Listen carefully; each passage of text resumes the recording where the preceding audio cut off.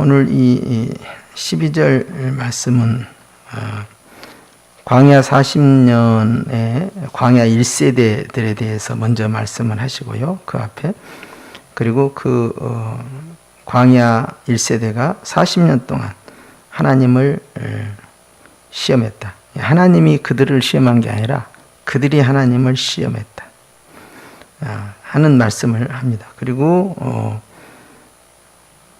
내가 그 세대에게 노하기를 그들이 항상 마음이 미혹되어 내 길을 알지 못하는도다. 또 그들은 내 안식에 들어오지 못하리라. 이렇게 하셨다는 거예요. 우리는 이제 구원의 확신이 있다 보니까 설마 내가 천국에 못 들어가진 않겠지라는 그 생각을 합니다. 또 그렇게 배웠고 우리는 또 그렇게 알고 있죠. 근데 오늘 본문 말씀은 광야 1세대가 출애굽을 하고 10가지 재앙을 경험을 하고 그리고 홍해에서 세례를 받고 건너서 그 다음에 시내산에서 율법을 받고 성령의 불체험을 목격자가 되죠. 그리고 날마다 신령한 만나를 하루 3끼 그렇게 먹고 또 하나님의 임재, 구름기둥, 불기둥을 체험하는 신앙의 체험자였습니다.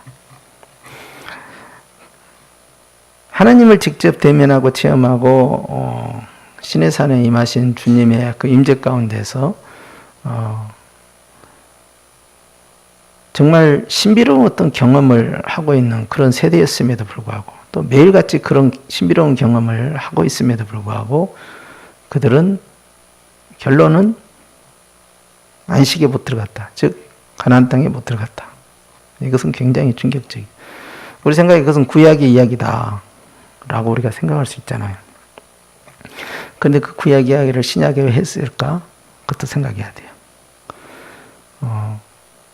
우리는 그런 10가지 재앙의 영적 전투의 신비한 체험, 또 성령의 세례를 받은 어떤 체험, 그리고 하나님의 시내산의 임재와 같은 어떤 강력한 임재와 어떤 하나님의 음성을 듣는 그런 체험, 그리고 매일같이 신비로운 주님의 일용할 양식과 또 영적인 어떤 신비적 임재, 구름기둥, 불기둥 같은 그런 것들을 경험했다고 해서 그것이 구원의 조건이 될 수가 없다는 것이죠. 이때는 아멘을 해야 되는 것이고. 그리고 이제 또 하나는 구원의 조건이 될 수 없을 뿐만 아니라 또 하나 문제가 된 게 뭐냐면 내가 그 공동체 안에 있다고 그래서 그 이스라엘이라는 그 언약의 집단적 언약이죠. 집단적 언약 공동체에 있다고 그래서 그것이 구원의 보증이 될 수가 없다라는 사실이에요. 즉 내가 교회에 출석을 하고 명부에 올라가 있다고 그래서 내가 한국교회 성도 명단에 올라가 있다고 해서 세례교인 명부에 올라가 있다고 해서 직분자의 명단에 올라가 있다고 해서 그것이 그 사람의 미래의 구원을 결정짓는 거라 영향을 주지 않는다는 사실이에요.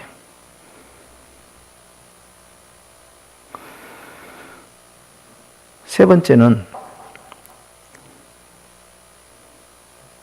이스라엘 백성이 온갖 신비한 체험을 연일했음에도 불구하고 그들이 가나안 정탐꾼 사건을 통해서 출애굽한 지 불과 1년도 안 된 상황에서 주님으로부터 징계를 받아서 가나안 땅에 들어갈 수 없다 해가지고 40일 정탐을 하루를 1년으로 해서 40년 동안 그렇게 해서 광야에서 생활하고 20세 미만의 2세대가 들어갈 것을 말씀을 하셨는데 세 번째 주목할 것은 타락한 다음에도 여전히 만나를 먹었고 하나님의 임재의 구름기둥 불기둥의 목격자가 되었고 그 보호 그늘 안에서 주님과 함께 동행했다는 사실이에요. 이게 전라도 말로 이게 미치고 환장할 일이에요. 이게. 지금 가나안 땅에 못 들어가는데 지금 그러고 있다니까. 누구를 위해서 그러느냐? 그것은 광야 1세대를 위해서 그런 것이 아니라 하나님이 광야 2세대를 위해서 그렇게 하는 거예요. 그러면서 광야 1세대는 점진적 퇴진을 시킵니다. 거기 지도자, 1세대 지도자였던 모세는 가나안 땅에 당연히 들어가야 함에도 불구하고 그들의 죄와 상관없는 일에 또 걸려들게 돼요. 그것이 바로 그들과 옥신각신하다가 혈기를 부려서 반석을 2번 치는 불순종한 사건을 통해서 주님이 분명 지팡이로 명령만 내리라 했는데 그것을 거스림으로 하나님의 거룩함을 드러내지 못한 이런 오만방자한 짓을 함으로 말미암아 결국 그는 이스라엘 백성의 정탐꾼 사건의 그 불신앙과 상관없이 그 또한 가나안 땅에 못 들어갑니다. 그리고 이제 그 1세대인 목회자인 모세는 결국 장례 목회, 별세 목회 하다가 그냥 자기도 장례를 당하게 되는 거죠. 끝나요. 그러니까 죽은 자 목회, 죽은 목회만 한 거예요. 시한부 인생에 전부 다 40년 안에 다 죽는다는 걸 정해진 거야. 그러니까 그 당시 그 사람들이 나이가 그 당시 20살이었던, 그 다음에 나이가 80살이었던 다 40년 안에는 다 땅속에 묻혀야 되는 거예요. 뭐하고 살았을까? 그런 생각해봐요. 그 사람들은. 그런다고 해서 그 사람들이 20대, 30대 사람들이 결혼을 안 했냐? 정상적 결혼 생활을 다 했어요. 근데 정해져 있어요. 40년이면 너나 나나 할 것 없이 다 죽는다. 무슨 생각했을까요? 장막에서, 광야 장막에서 매일같이 신비한 체험을 하면서 죽을 운명은 정해져 있고 주변에는 계속해서 죽어가고 있고 또 태어나기도 해요. 광야 2세대가. 얼마나 후회했을까요? 땅을 치고 후회한 사람도 있었겠죠. 그때 우리가 왜 그랬지? 얘야, 절대 니들은 그러지 마라. 이 교육을 저는 했다고 봅니다. 왜냐하면 이 세대가 바뀐 걸 보면 단순히 모세 한 사람을 통해서 바뀐 거 아니에요. 이 세대는 전혀 다른 세대예요. 다음 세대가 아니라 다른 세대야. 그러니까 여호수아 시대가 끝나고 나서 사사기 시대를 가르쳐서 하나님께서 다음 세대라고 하지 않고 다른 세대라고 했거든요. 마찬가지예요. 광야 1세대와 광야 2세대는 다음 세대가 아니라 실상 다른 세대였어요. 비전이 전혀 달라요. 한쪽은 죽기 위해서 사는 거예요. 한쪽은 가나안 땅에 들어가기 위해서 사는 거예요. 전혀 다릅니다. 삶의 방식. 이 시대는 어떨 것 같아요? 이 시대는 예배가 다 무너지고 성도들 신앙도 다 무너지고 그리고 건강 우선주의, 그 다음에 사회적으로 얼마만큼 비난받지 않을 것인가, 사회적 공헌을 어떻게 할 것인가, 이제 이런 데에 집착하고 하나님에 대한 이 대면 예배나 또 하나님과의 관계성에 대한 깊은 영성은 이제 도외시하고 좀 희미해지고, 그리고 그물망이 헐렁헐렁하기 때문에 좀 신앙에 굵기가 있는 사람은 그대로 존재하고 그물에 나머지는 싹 빠져나간 거예요. 새가족 같은 어떤 피레미, 그 다음에 어린아이 같은 어떤 신앙을 가진 사람들은 다 빠져나가죠. 전국적으로 비대면 20% 지금 하고 있잖아요. 20%, 좌석의 20%야. 근데 20%를 겨우 채운다는 사실이에요. 더 오라고 해도 안 와, 스스로. 그러면 이게 비대면 30%가 되면 얼마나 채워질까? 50%가 되면 얼마나 채워질까? 장담을 못하는 거예요. 예배당이 썰렁한 거예요. 그러니까 거리두기 한다고 그 명분으로 띄엄띄엄 앉아있는 것이 부끄럽지 않을 뿐이지, 코로나 전에 그렇게 띄엄띄엄 앉아있으면 이게 뭐야 이렇게 되는 상황이에요. 근데 더 이상 안 온다는 사실이에요. 그리고 다 편하게 생활을 해요. 완전히 무너져 내린 거죠. 그럼 이제 생각하기에 우리 시대가 뭔가 돌파력을 가지고 새로운 미래를 만들어 보겠다 이렇게 생각하는 사람도 있겠지만, 그러나 저 같은 사람은 현 세대는 희망이 없다고 나는 그렇게 생각하거든요. 하나님 어떻게 생각하실지 모르겠는데, 난 그래서 다음 세대의 버튼을 넘겨야 된다. 한국교회를 책임질 넘겨야 된다. 그런데 다음 세대는 희망이 없다는 거예요. 다른 세대가 나와야 돼. 그러니까 연령만 10대, 20대가 아니라 생각이 다르고 정말로 신실한 하나님의 군사들이 전혀 다른 세대가 나와야 된다는 거예요. 그렇지 않으면은 저 앞에 놓여 있는 가나안이라는 새로운 목적지를 향해서 갈 수가 없다 이 말이죠. 그냥 연령층의 교체의 세대 교체를 가지고는 안 된다. 더 이상. 그것은 타락의 길로 갈 뿐이다. 문화가 돼버려요 이게. 전통적 관례가 돼버려요. 고착이 되는 거죠. 이렇게 하는 거야. 어디가? 유럽이 그렇게 한 거야. 유럽이 그런 신앙생활을 한 거야. 종교개혁 이후에 르네상스가 부흥하면서요. 산업혁명이 일어나면서요. 문화도 경제도 그 다음에 이 정치 권력 구조도 다 와해가 되고 개인의 자유가 강조가 되는 시대가 되면서 교회가 타락하기 시작했어요. 어떻게 타락했냐? 나태함. 그래서 교회 숫자가 계속 줄어들고 나태하고 그리고 형식화된 거예요. 그때 전혀 다른 세대가 일어났어요. 그런 사람들이 종교개혁을 일으켰던 그런 개혁자들이나 또한 요한 요실레나 차스핀이나 또는 무디나 이런 당시에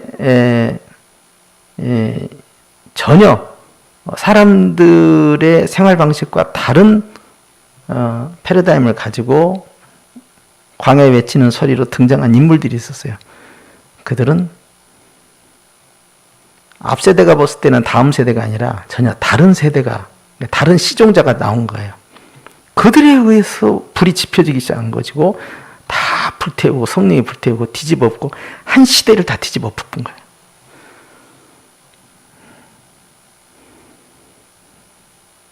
그러니까 앞에서 걸리적거리지 말고 빨리빨리 자리 내주라 이 말이야. 솔직히 걸림돌이 되지 말라는 거예요. 나이 들었다고 해서 먼저 앞서갔다고 해서 전통이라고 해서 나는 틀려먹었다고 본 거예요. 신약의 백성들 가운데에서도 교회에 다닌 사람이 초대교회 안에도 있었어요. 그런데 이 말씀이 구약의 말씀 그대로 인용을 하는 거예요. 우리가 구원의 확신이 있고 구원이 확정이 됐으면 이런 말씀이 안 나와야 돼. 그런데 왜 다 그런 신비적 체험을 다 각 단계를 다 경험하고 나서 결국에 가서 가나안 땅에 못 들어가고 가나안 땅에 못 들어간 다음에도 신비적 체험을 계속하다가 그대로 땅에 묻혀버렸느냐. 이 비운의 주인공들인 광야 1세대. 이 모습이 초대교회의 모습이 아니라고 할 수 있느냐? 또 이 시대의 우리의 모습이 아니라 할 수 있느냐라고 하는 것이 히브리서 저자의 지금 선포예요. 주님은 히브리서 저자를 통해서 우리에게도 동일하게 말씀하십니다. 구원의 확신과 확정 가운데 살고 있는 안일무사한 이 시대를 향하여서 주님께서는 수없이 학습을 하고 오늘 밤 눈 뜨면 우린 천국에 있을 것이다. 그렇게 세뇌를 시켜놨지만 오늘 주님은 전혀 다른 말씀하는 거예요. 너희 중에 초대교회입니다. 누가 믿지 아니하는 악한 마음을 품고 누구든 악한 마음이 들어갈 수 있다는 거예요. 근데 그 악한 마음이 뭐냐? 악랄하다는 뜻이 아니라 하나님을 믿지 않는 것이 악하다는 거예요. 광야 1세대는 하나님을 안 믿었기 때문에 감사도 안 한 거예요. 환경을 영향을 너무 많이 받아요. 어떤 사람 생각에 야 광야에서 저렇게 살았으니까 좀 이해를 해줘야 되지 않냐 저들의 불평에 대해서. 그 전혀 다른 이야기예요. 광야에서는요 우리가 생각하는 그런 구조가 아니었어요. 환경이. 왜냐하면 그 이스라엘의 그 중동의 그 기후나 이런 날씨는요 구름기둥 불기둥이라는 영향이 아주 절대적입니다. 순식간에 온도가 바뀌어버려요. 그러니까 태양이 장렬하다가도 나무 밑에 가버리면 시원해 버리는 거야. 고온 저습이에요. 거기는. 그러니까 그늘에만 들어가면 문제가 없어. 그런데 구름기둥과 불기둥이, 구름기둥은 일단 햇빛을 차단해 버리는 거예요. 그늘막을 만들었다는 거예요. 요나의 그 호박 넝쿨 그늘막처럼 아무 문제가 없는 거예요.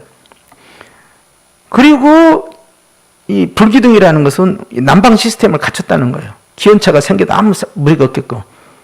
이런 신비적 체험을 그들이 했죠. 그리고 그들이 신발이나 옷이 헤어지지 않았다고 그랬어요. 고생 안 했다는 이야기입니다. 광야에서 무슨 도보 여행하고 강행군하고 말이야. 발이 풀어 터지고 막 각질 생기고 그런 것도 아니에요. 그리고 40년 동안 얼마나 이동도 안 했어. 가다가 쉬고 놀다가 쉬고 먹다가 쉬고 계속해서 쉬고 어쩌다가 한번 가고 안 갈 때가 더 많고 뭐 이러는 거예요. 그냥 머무르는 시간이 훨씬 많았어요. 고생할 게 뭐였어요. 그리고 문호동 유임금이야. 매일같이 먹을 것이 공급돼. 뭐 이건 완전 무상급식인데 이건 북한이나 뭐 러시아나 이 사회주의 국가에서도 도저히 흉내낼 수 없는 그 한 민족을 집단적으로 새벽마다 그냥 아주 신선하고 막 지어낸 만나를 그냥 위로부터 무공해 그냥 만나를 확 퍼주고 그 온갖 요리를 다 하는 거예요. 온갖 영양소가 다 들어가요. 아주 신비한 거. 전에도 없었고 후에도 없었는 신비한 음식이야. 결국 이것이 예수님의 하나의 모형인데 그런 걸 통해서 그들이 먹으면서 아무 어려움이 없었어요. 광야 생활이 힘든 생활이 아니라 완전 놀고 먹는 완전 별장직이야 거기는. 그런데도 불순종한 거야. 하나님을 믿지 아니하기 때문에 무엇을 해줘도 다 불평이야. 하나님을 믿는 사람은요 무엇을 해도 다 감사야. 그러니까 그 악한 마음이 문제라는 거예요. 그 악한 마음을 제거하는 것은 믿음에서 결국 제어를 해줘야 되는데 믿음이 있는 사람은 하나님 앞에서 악한 마음에 선한 마음 그건 뭐예요? 계속해서 감사하는 거죠. 그런데 이런 악한 마음을 품고 있는 자가 있다. 어디서? 하나님의 그 임재의 그 공간 가운데에서 악한 마음을 품고 있다는 거야. 이스라엘 공동체 안에서 성도라는 공동체 안에서도 악한 마음, 예배드리는 그 과정 가운데서 악한 마음이 그 속에 딱 바위 밑에 동굴 밑에 그늘 밑에 딱 숨겨놓고 그걸 딱 품고 있다는 거예요. 그 심령을 주님이 다 보는 거죠. 그렇기 때문에 살아계신 하나님은 살아계신다. 이걸 왜 강조했을까요? 하나님은 다 보고 계신다 그 말이죠. 떨어질까 조심해라. 주님으로부터 분리되는 것이 이것이 바로 비극이죠. 떨어지지 않는 거 이것이 이제 하나님 앞에 축복이잖아요. 그런데 주님으로부터 떨어져 나간다? 축복이 단절된 거예요. 근데 그것을 누구 보고 조심하라고 하냐면 구약의 백성 보고 조심하는 것이 아니라 구약의 백성들이 그렇게 했기 때문에 신약에 살고 있는 히브리서 저자는요 초대교회 가운데서도 사도들 초기 상황이 아니에요. 교회가 자리를 잡고 있는 시대예요. 거기에 속해 있는 성도들에게 한 이야기예요. 그럼 초대교회 성도들에게 조심하라 했으면 이 시대에는 어떻게 해야 되겠어요? 더더욱 조심해야죠. 우린 그때보다 훨씬 못한 신앙이니까. 그러니까 구원의 확신이나 구원의 확정에 대해서 자신만만하고 있었던 특히 장로교 교인들에게는 아주 후려치는 말씀이 되는 거예요. 이게. 구원받다고 해서 확정됐다고 해서 까불지 말라는 거예요. 그거와 상관없이 언제든지 하나님과 관계가 떨어져 나갈 수 있고 깨져버릴 수 있다는 거예요. 궁극적 구원에 그것이 영향을 준다는 뜻이 아니라 하나님과 관계가 깨지는 구원받은 성도와 깨지지 않는 구원받는 성도 하늘과 땅 차이입니다. 언젠가는 하나님이 고쳐서 쓰겠지만 구원의 명분에는 들어있는데 하나님과 관계 현재는 깨져 있어. 그것은요 안 믿는 사람하고 똑같은 상황이에요 지금. 영적으로 법적으로는 구원을 받았지만 실적인 삶에 있어서 하나님과 전혀 관계성이 회복되지 않는 그런 성도도 얼마든지 존재한다는 사실이에요. 신비적 체험을 하고 있으면서. 그러니까 내가 신비적 체험의 임재 가운데 있는 것이 그것이 하나님과의 관계가 좋다라는 뜻은 결코 아닌 거예요. 40년 동안 뭐 주님이 뭐 항상 뭐 막 화만 내시고 이 못된 놈들 어디 두고 보자 일을 가시고 그러지 않았다 이 말이에요. 그러지만 그들은 40년 광야로 마감한다는 큰 테두리는 변함이 없어요. 그 사이에서 소소한 어떤 교제가 있었다 하더라도 큰 테두리는 속죄를 받지 못하고 결국 못 들어갑니다. 내가 만약 그 광야 1세대였다면 나는 내 개인부터 시작해서 지방과 내 지파와 전 부족을 다 동원해서 매일같이 주님 앞에 속죄의 희생제물 드리면서 40일 동안 그렇게 했으니 40일 단식을 하자 해가지고 금식을 해서 말이죠. 이 총동원력에 대해서 주님 앞에요. 아주 이 거국적 민족적 회개 운동을 계속 했었을 것 같아요. 못 들어간다잖아 가나안 땅에. 그리고 주님의 마음이 용서가 안 되고 있는 상황이야. 그런 상황에서 다른 문제를 갖고 관계가 좋으면 뭐하냐고. 좀 근본적인 문제가 해결이 안 됐는데. 근데 그런 비상조치는 전혀 일어나지 않았어요. 40년 내내 속을 썩히는데 10번이나 나를 거에 갔다 그랬어요. 10번이라는 것은 딱 10회만 그랬다는 것이 아니라 충만한 숫자예요. 계속해서 말 안 들었다. 걔네들은. 역시 가나안 땅에 못 들어갈 만한 족속이구나. 그 세대구나 하는 것을 스스로가 삶을 통하여 증명해버린 거예요.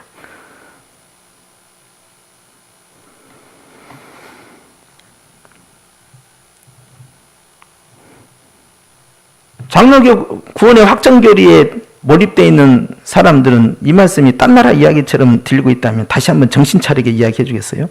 이 말씀은 이미 구원받은 초대교회에 주신 말씀입니다. 그런데도 아직도 정신이 번쩍 안 든다면 완전히 세뇌된 거야. 지식으로 구원받을 수 없습니다. 교리를 배운다고 해서 구원받는 게 아니에요. 목사님이 그렇게 가르쳤다고 해서 구원이 이루어지는 게 아니에요.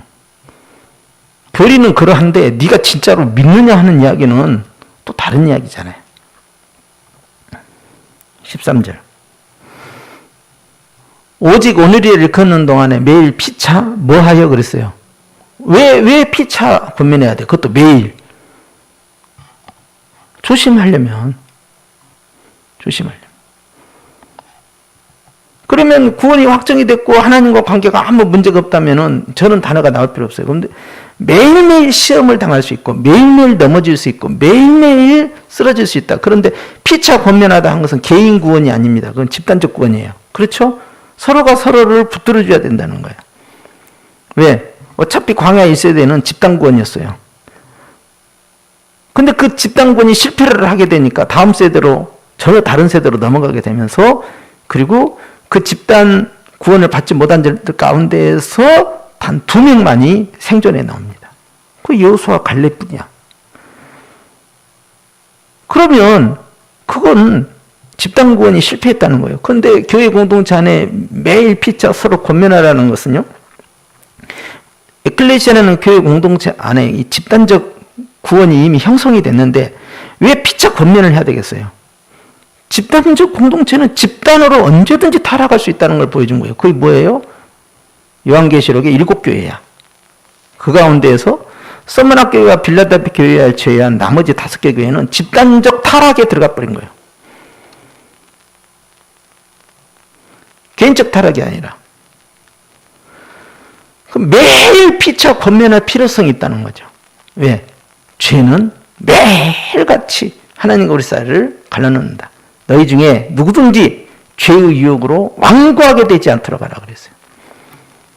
완고하다는 건 뭐예요? 사무엘이 사울에게 순종이 제사보다 낫고 여러분 다 잘 아시죠? 그 다음에 뭐라고 그랬어요? 완고한 것은 뭐라고 그랬어요? 사실은 우상에게 절하는 것과 같다 그랬어요.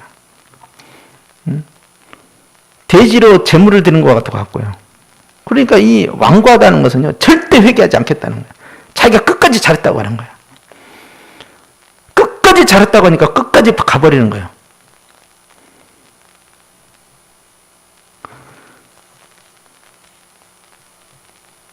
인간이 하나님과 직접 대면하는 광야 시대에도 저리 했거늘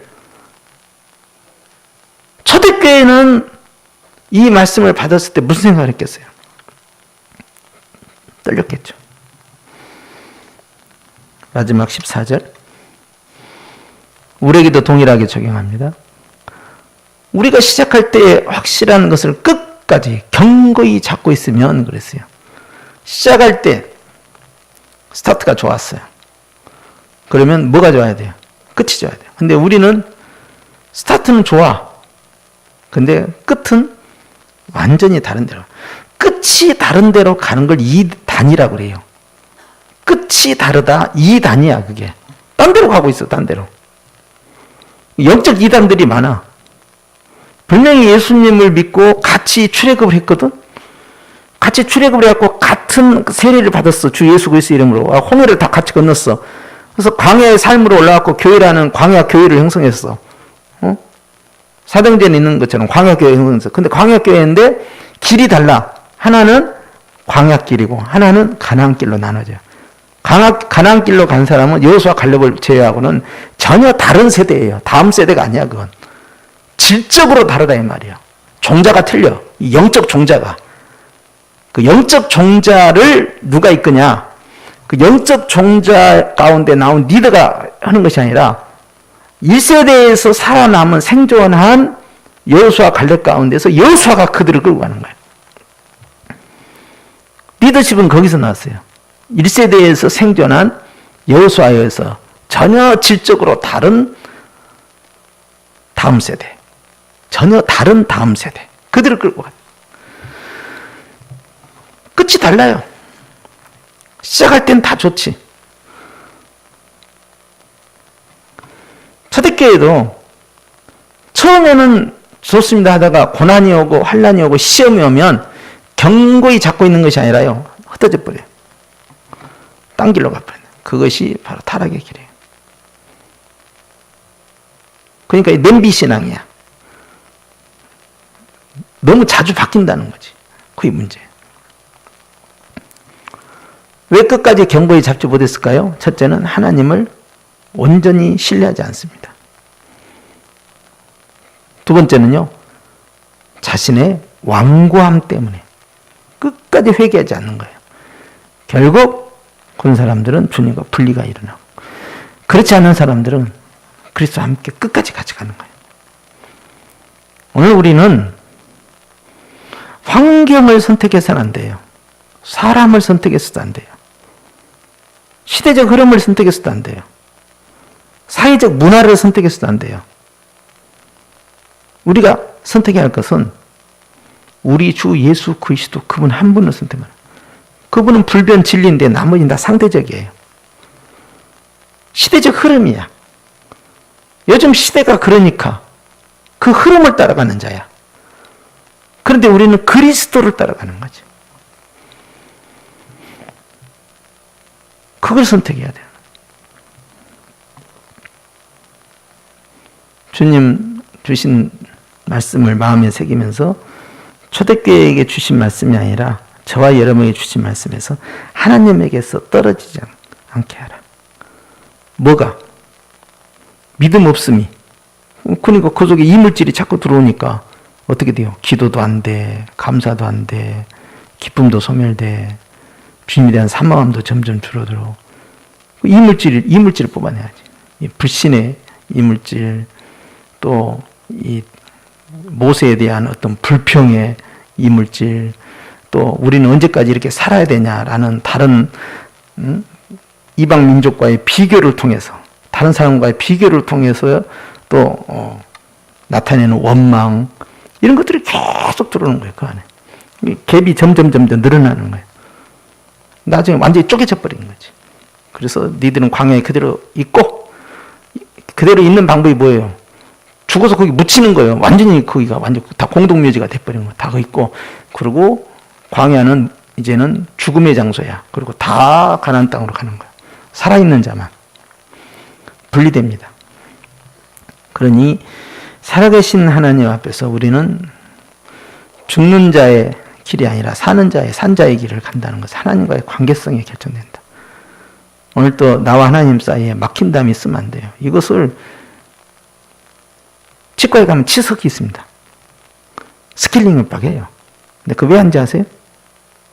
우리가 아는 대로 양치를 매일 하는데 왜 될까? 제대로 안 하니까 그런 거예요. 그거 갈 때마다 그래요. 저 안쪽은요 치석 관리가 잘 안 돼요. 그러니까 스킬링 해야 돼요. 그걸 자주 듣잖아요. 그래서 나는 양치 시간이 길어요. 그리고는 그 잘 안 되는 부분까지 내가 기억하고 가. 그래서 이제 어제다 스킬링 가면 치아 관리 잘했다고. 뭐 크게 할 거 없다고 이제 그런 이야기를 자주 들어요. 누적을 시켜놓으면 안 돼요. 즉각 없애버려야 돼요. 네. 쌓여있는 기간을 주면 안 됩니다. 그 기회를. 앉았다 하면 바로 없애버려야 돼요. 하나님과 나 사이에 관계가 떨어질까 주의하라. 항상이에요. 지금 마귀는 그걸 계속 노리고 있는 거예요. 그러니까 매일같이 감사하고 매일같이 기뻐하고 매일같이 주님을 사모하고 매일같이 주님을 신뢰하고 매일같이 주님 사랑한다고 고백하고 매일같이 주님을 찬양하는 그런 삶이 조금이라도 멈췄다. 그러면 벌써 치고 들어오기 시작하는 거야. 거기서부터. 이 생각 저 생각 들어오고 이런 환경 저런 환경 들고 막 뉴스 보다가도 시험 들고 그냥. 예?